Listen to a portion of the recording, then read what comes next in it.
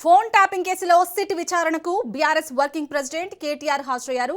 Jubilee Hills PS లో కేటీఆర్ ని SIT అధికారులు విచారిస్తున్నారు. తెలంగాణ భవన్లో మీడియాతో మాట్లాడిన కేటీఆర్ అనంతరం జూబ్లీహిల్స్ పోలీస్ స్టేషన్ కు వెళ్లారు. కేటీఆర్ విచారణ నేపథ్యంలో బీఆర్ఎస్ భవన్ దగ్గర, జూబ్లీహిల్స్ పోలీస్ స్టేషన్ దగ్గర భారీగా పోలీసులు మోహరించారు.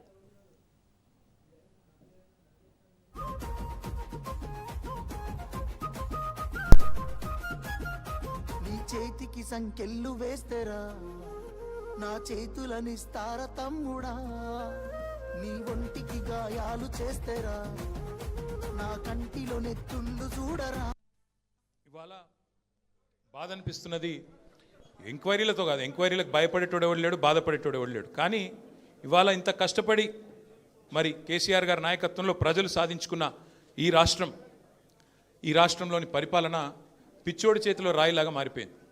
పరిపాలన మీద దృష్టి లేదు, పరిపాలన చేత కాదు, ప్రజలకిచ్చిన హామీలు నెరవేర్చే సత్తా లేదు. అసమర్థుడి జీవనయాత్రలాగా ఈ 2 ఏళ్ళు ఏదో నెట్టుకుంటూ టైంపాస్ చేసుకుంటూ వచ్చినారు. ఒక్కొక్క రోజు ఒక్కొక్క డ్రామా. కొన్ని రోజులు కాళేశ్వరం పేరిట డ్రామా, కొన్ని రోజులు గొర్రెల స్కామ్ అనే డ్రామా, కొన్ని రోజులు ఫార్ములా ఈ పేరిట డ్రామా, మరికొన్ని రోజులు ఫోన్ ట్యాపింగ్ అని చెప్పి డ్రామా.